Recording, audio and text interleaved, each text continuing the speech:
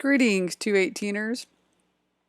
I'm going to send you this screencast in hopes of catching us up since we're a little bit behind in class. And I wanted to introduce you to some terminology and some concepts regarding evolutionary trees, how you read them and interpret them, since we'll be using them a lot during class this semester. So first, some terminology. Taxonomy is defined as a formal system for naming and for classifying species. And so we have this formal system for recognizing the names of species so that scientists can communicate with each other around the world. We talked a little bit about species definitions in class, but just to remind you, so there are many different definitions for species, but the one that we're using in class this semester is a group of potentially or actually interbreeding individuals. So this is a picture of Carl von Linné. He is the developer of the system that we're still using today in biology. He was very much into Latin, and so he Latinized his name, and so many people know him as Carolus Linnaeus or just Linnaeus, but really his name was Carl von Linné. Anyway, he proposed a system of naming species similar to what you have with a first name and a last name. And it's referred to as binomial nomenclature. So this is what we apply to species. It's binomial, so two names. The names are always in Latin, and they're in Latin because even during Linnaeus's time, so in the 1700s, Latin was a dead language. It didn't evolve, it didn't change. And so it was a safe language to use for naming species so that scientists could communicate around the world and for all time. When you write these names in a computer, they're italicized. If you're handwriting them to indicate that it's a scientific name and in Latin, you underline the terms and you underline them separately. So in the case of genus and species, you have a line under genus and a separate line under species. The species name is formally referred to as the specific epithet, so it really shouldn't be referred to as a species, but a lot of people will refer to it as the species name. Just so you know, genus is singular. If you're talking about multiple different genus, it's not genuses, it's genera. So the plural of genus is genera. So for example, the scientific name for your dog would be Canis familiaris. So Canis is the genus, familiaris is the specific epithet. And notice that the first letter in the genus is capitalized, but all other letters in the rest of the name are lowercase. If you're into bass, you might be familiar with this species, Micropterus salmoides. So Linnaeus went on to develop another system, which is referred to now as the Linnaean hierarchy.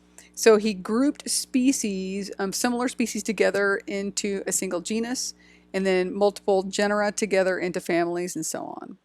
And so that system is referred to as, he grouped species into nested groups of similarity. And that system is referred to as the Linnaean hierarchy. So you see the hierarchy here: kingdom, phylum, class, order, family, genus, species, in that order. And you should commit that, those what are called ranks. You should commit those ranks to memory. If you work your way from the bottom up, it's a set of nested groups. So common species or similar species are put together in genera, genera are put together in families, families are put together in orders, and so on. So as an example of this, if you look at the bottom, there's a picture of a horse, some donkeys, and zebras. So these are all sort of horsey critters, if you will, and they've all been given their own specific name. So horses are normal, sort of wild horses are referred to as Equus caballus. Donkeys are referred to as Equus asinus, and at least one of the species of zebras is referred to as Equus burchellii. So when Linnaeus described these and applied these names to them, he gave them each a specific epithet, but he combined them together into the same genus, the genus Equus. And so multiple other horsey-like things would be combined together into multiple genera that would be combined into a family. So it's referred to as the Linnaean hierarchy. And again, this was to facilitate communication among scientists around the world. You can also apply this to us. So we are Homo sapiens. Other forms of humans are clustered together in the genus Hominidae. We're all in there with other primates in the order primates. We're all mammals, and so on and so forth. Systematics, on the other hand, is different from taxonomy. So taxonomy is a formal system of naming systems, naming species, and classifying them. Systematics seeks to understand how those species and taxa are related to each other. So we represent relationship, evolutionary relationship, with a branching diagram referred to as a tree, which you see here. So we have humans and many of the great apes as we understand their relationships today. So this tree is referred to as a phylogeny or a cladogram. And there is a distinction. Phylogenies have a time element. Cladograms do not. For the majority of this, or for the entirety really of this class, we won't be talking about time elements. But to give you an indication of what this would be like, it would be as if at each of these nodes or intersections you had a time. So let's say we knew that maybe this common ancestor between chimps and humans, this divergence occurred, say 40 million years ago, 50 million years ago, 60 million years ago, 100 million years ago, or whatever the time elements would be. Those aren't accurate terms. I'm making those up. So each of these lines is referred to as a branch, and the branches indicate lineages. The intersection between branches is referred to as a node, and these nodes are where the common ancestors between two lineages is placed in this diagram. So this would be the common ancestor to chimps and humans. This would be where the common ancestor was between gorillas and the lineage leading up to chimps and humans. Here's the common ancestor between orangutans and the lineage leading to gorillas, chimps, and humans. So what are taxa? Well, taxa are really any organisms that are located at the tips of the trees. And taxa can be species, they can be genera, family, they can be any rank, they can actually be any level, but all of them are the same rank at these tips. Okay.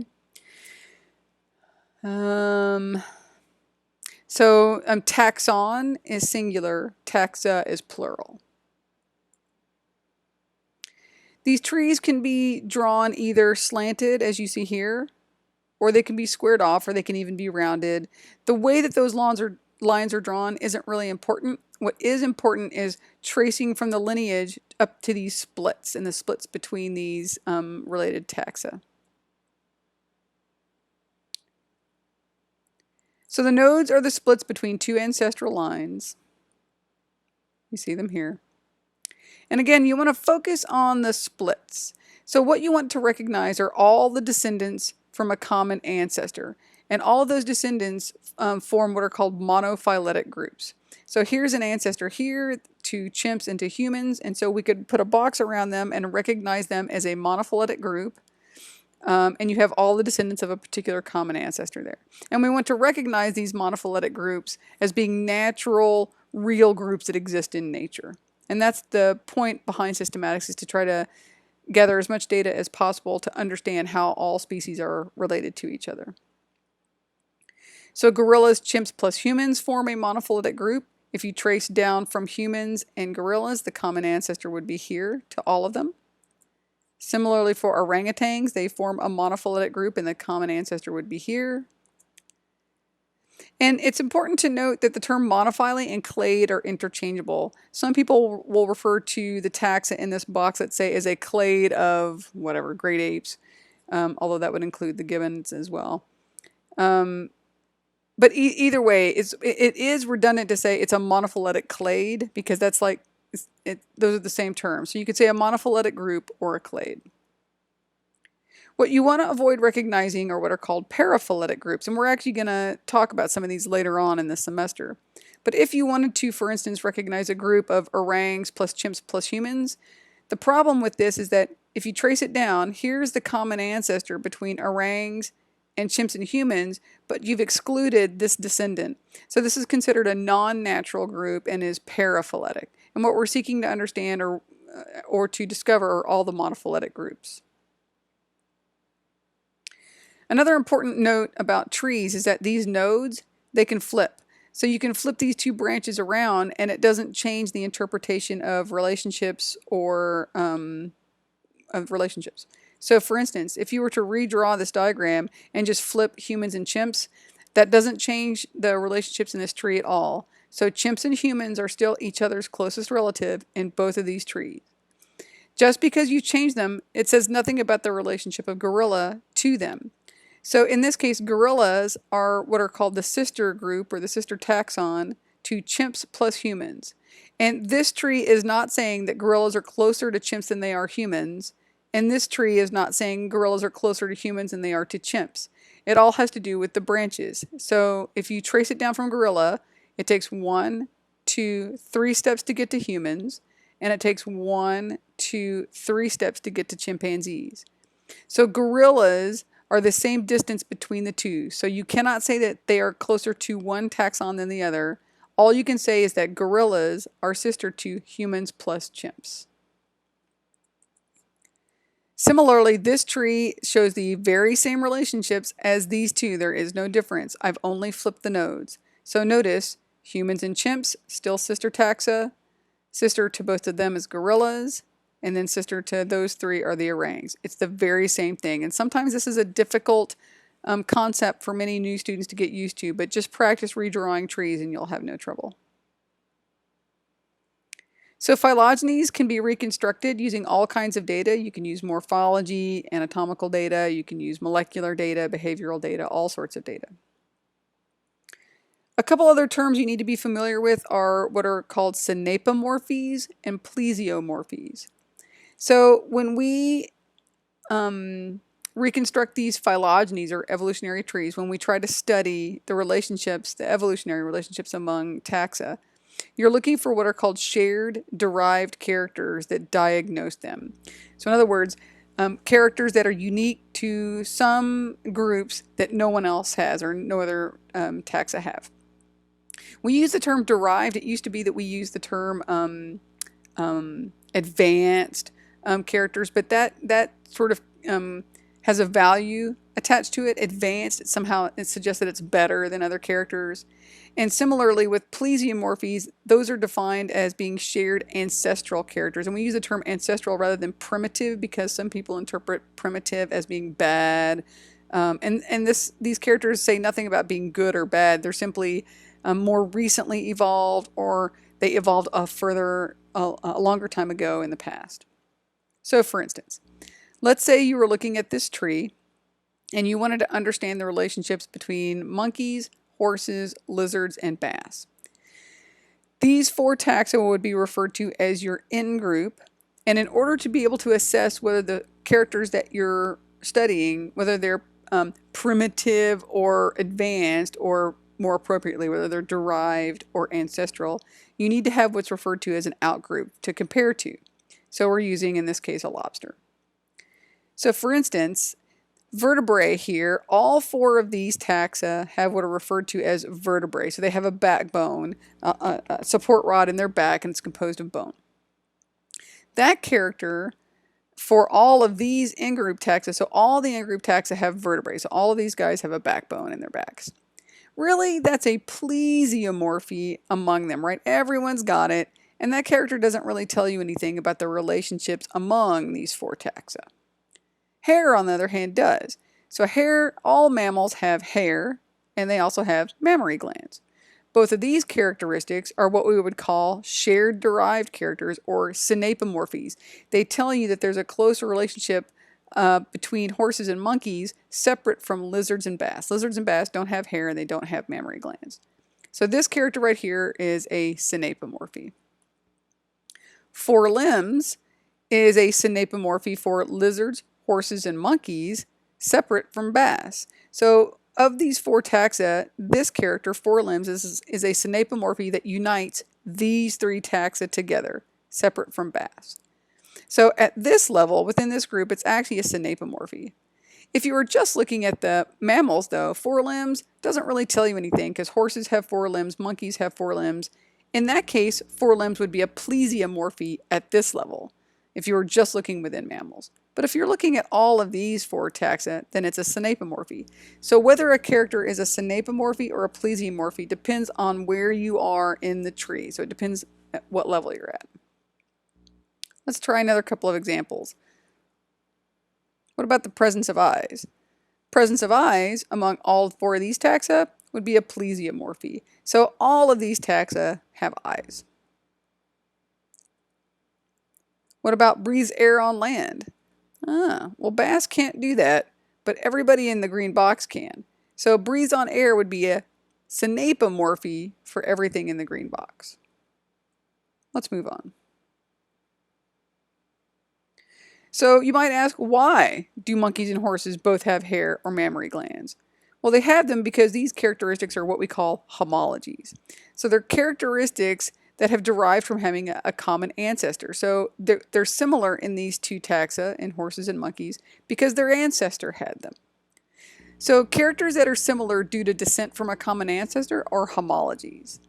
If they're similar for some other reason, not because they descended from the same common ancestor, then they're referred to as homoplasies. So homoplasies are characters that are similar due to independent evolution. So a simplistic example that's often used is showing you a tree of vertebrates. So you have turtles, deer as an example of a mammal, also bats, and then squirrels. All of these are mammals. You have reptile, well, you have, actually you're going to learn a new term this semester for this group, but you have lizards and snakes. These are actually a part of the Lepidosauria, and then also referred to as the squamata. You have an example of birds, and then crocodilians. So if you were just looking at the presence or absence of wings, you see them here in bats and here in birds. And just having the presence of that wing is clearly independently derived. So independently evolved in bats and in birds. And so it's what we call convergence. So it's similar, not due to a common ancestor. Okay. Now, in this case, you wouldn't make the mistake of thinking that they might be homologous characters because you know the wings are really different between these sets of organisms. So in the case of bats, wings are actually a membrane that are stretched out between their leg and actually the fingers of their hands, whereas wings in birds are actually structures that are along the arm only, and they've lost most of their fingers. Okay, skip that for a moment. So when Linnaeus originally proposed his classification system, he wasn't thinking about evolution at all. He assumed that God had placed everything on the planet just as it is right now, and that it was never changing. And he wasn't thinking about putting together evolutionary trees. But now we do that. So now our classification schemes are completely derived from our phylogenies. So during the course of the semester, what we're going to do is I'm going to show you evolutionary trees, and you need to understand what they show you in terms of the relationships among animals. But then you also need to know something about the classification system that's derived from that as well. So we'll often talk about the different ranks and the names. Excuse me. So hopefully we'll spend the rest of the semester talking about classification and getting really excited about all the different groups of animals that you're going to be studying. I know this seems initially kind of daunting and boring, but you need to be able to understand these terms in order to understand what we're talking about in the rest of zoology. So thanks for watching. Hope this all made sense.